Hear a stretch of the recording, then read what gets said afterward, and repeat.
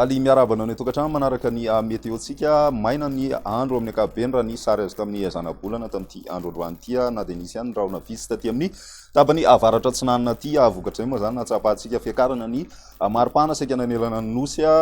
mitoy izay ao anatin'ny roa andro fa any amin'ny asabotsy kosa indray zay tombanana isy vidinana indray zay maripana zay indrindra ho any aty amin'ny tapany atsimo sy ny aty amin'ny voatany ary ny ilany atsinanany nosy aty zany ato moa zany dia ny fisina alizay indray no mahatonga izay toy izao ny toetrandrontsika ho any rapitso vao maraina dia nizavona aloha ny manjaka raha ny aty amin'ny ampovoantany iray manontolo maina tanteraka ny andro any faritra sisana dia isy ihany ny rahona visy aty amin'ny